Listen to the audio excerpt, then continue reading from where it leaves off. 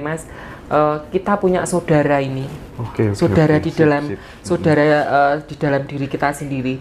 Ini dikuatin, intinya saling support. Jadi kue support aku ya support kue. Nah, dan itu kan ada caranya, berbagai macam cara ya Mas. Salah satu caranya apa nih? Untuk kita terhubung dengan sedulur gaib yang ada di dalam diri kita. Kita mengenal diri kita dulu sendiri. Karakter kita seperti apa, baru kita nanti bisa mengenal sedulur kita, saudara kita, nggih. Itu dengan berbagai macam cara, itu seperti puasa, untuk puasa weton, untuk diri, untuk butuh makan juga saudara kita ini. Butuh makan, puasa weton. Lewat itu, laku-laku rohani itu tadi. Nggih, lewat laku rohani, doa. Nanti secara tidak langsung saudara kita ini ngelekke, mengingatkan kalau ada kejadian apapun, itu mengingatkan. Kita sudah ada kode, sudah dikode. Aku kok enggak enak ya, aku kok enggak ini. Itu biasanya sudah kode dari diri kita, dari sedulur kita yang di dalam. Makanya kita harus ingat-ingat. Makanya orang, aku kok nun sewu nggih, aku kerja kok saya heram, aku kerja kok men gagal, kok berkali-kali gagal. Itu bisa jadi amongnya tidak menyatu dengan diri kita sendiri, karena dilupakan, tidak mau. Orang saja ibaratnya kon kerja terus kesel, sama wong itu kacanan diri kita kok. Gitu. Jadi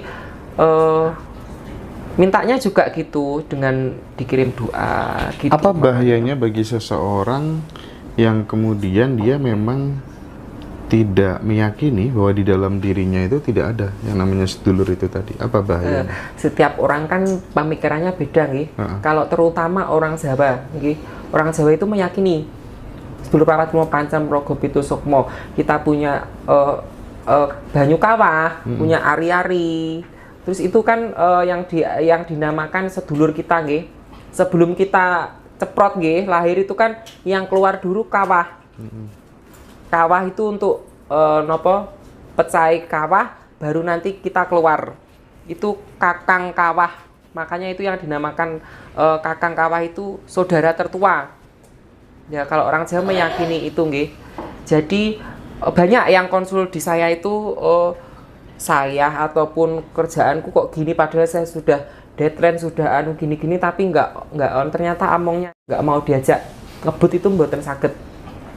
Lewat puasa kelahiran itu bisa digunakan untuk ngawarui? Saged untuk puasa kelahiran. Kalau kita nggak bisa puasa kelahiran, ataupun yang yang dibicarakan awal, ngasih orang anak kecil ataupun apa gitu, diniatkan untuk sedulur kita, itu bisa. Kalau saya pribadi gitu. Lewat sedekah gitu ya? Lewat sedekah, makanya kita jangan kikir. Iya. Terus apa tuh namanya, tadi Nyai sempat menyampaikan bahwa ternyata sedulur itu bisa membimbing kita. Bahkan ada yang bilang pada saat kita mati nanti yang akan nganter kita selanjutnya ya sedulur itu tadi, sedulur gaib, sedulur papat itu tadi. Saya ingin tanya, kira-kira seperti apa proses bimbingan sedulur papat atau sedulur gaib itu tadi kepada kita, yang bisa dinyatakan secara langsung? Maksud saya begini, saat kita mau pergi kemana gitu ya, misalnya ada bahaya, kita diingatkan dengan sedulur kita. Nah, proses kita menangkap sinyal diingatkan itu lewat apa? Biasanya lewat hati ya. Kalau kita sudah on, sudah klik, sudah sinkron dengan sedulur kita, itu lewat hati. Dia sudah tek, aduh gak bedal. Sudah, dia nggak berangkat. Nggak mau dipaksa kayak apapun, nggak mau. Oke. Simple kok Mas. Jadi sekali lagi itu semuanya berada di dalam diri ya? Guru sejati itu berada dalam diri kita sendiri. Ya, guru sejati ya sedulur gaib itu tadi. Sedulur gaib. Ada yang nun saya konsul ke saya itu sampai puasa nun sewu nggih. Sampai puasa petang puluh apit itu 12 kali. Untuk mencari sedulur papat lima pancer dalam diri kita sendiri. Itu konsul ke saya. Ya, itu saya jelaskan itu. Sedulurmu, guru sejatimu ki ada di badan salirong sendiri, ada di badan kita sendiri. Ya jenengan tak contoh visualisasi nggih. Jenengan ngaca, yaitu dirinya jenengan itu. Kan gitu. Kalau pengen tahu wujud yang nyata ya. Wujud yang nyata kan di dirinya jenengan itu yang mengaca itu yaitu visualisasinya. Jadi bisa nggak Nyai supaya apa ya? Supaya supaya mudah dipahami gitu ya. Ketika kemudian sedulur papat atau sedulur gaib itu sudah online, itu bisa disebut kayak semacam suara hati apa enggak kira-kira? Dalam suara hati beda nggak suara hati sama suaranya sedulur sejati atau sedulur gaib? Suara hati itu non sewu nggih, suara hati itu ditimbulkan oleh diri kita sendiri. Kalau nopo nggih? Kalau sedulur kita itu lebih ke gerakan nggih. Jadi aduh gak situ wis ibaratnya kita bepergian kok nggak on. Aduh gak situ harus balik gitu ibaratnya gitu nggih.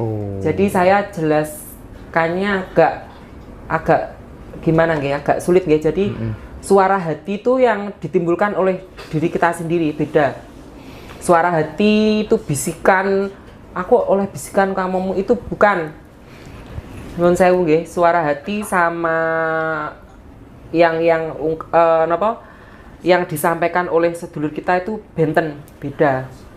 Beda. Jadi makanya kita harus punya kedalaman batin biar merasakan nanti. Oke. Yang paling enak memang merasakan sendiri. Nggih, merasakan sendiri. Apakah pekarangan yang sudah ditanami barang-barang dari Mbah Dukun bisa dibuang, Nyai? Saged. Tapi itu berkala nggih, tergantung yang dimasukkan itu seberapa banyak. Nggih. Kalau yang kebanyakan kan biasanya tempat untuk usaha nggih.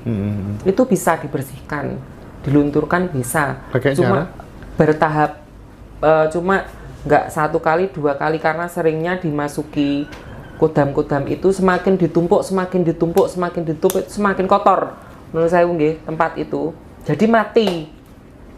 Kalau boleh tahu kodam itu wujudnya apa saja ya? Banyak sekali. Tergantung menurut saya nggih, tergantung si nopo nggih. Si non sewu si yang masang nggih. Oke. Nggih ibaratnya tiang sepuh yang dipasang apa nggih?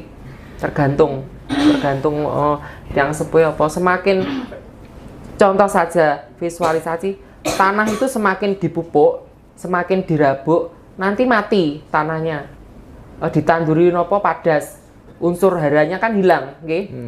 Semakin dikewasih pupuk biar sebenarnya tambah subur semakin mati nanti. Jadi harus diolah lagi, dibuangi gitu.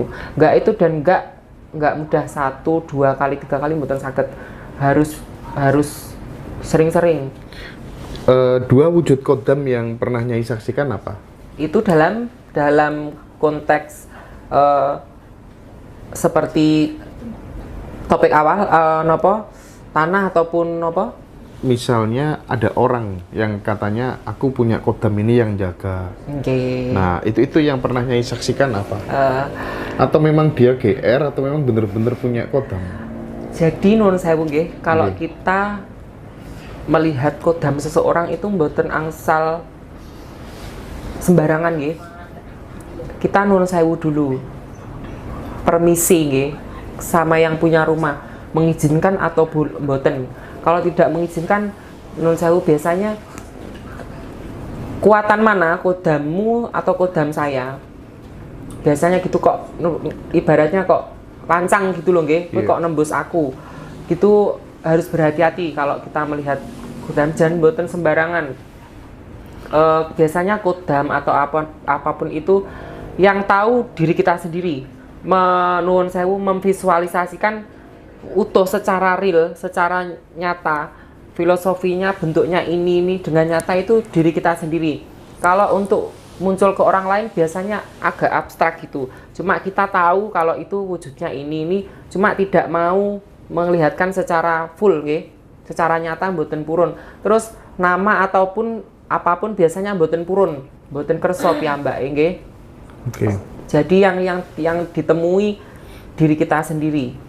Nah, bisa nggak manusia itu menciptakan kodamnya sendiri, misal dengan kekuatan sugesti dan afirmasi gitu? Nanti nuwun sewu nggih, kalau kita nggak punya nuwun sewu, kalau kita nggak punya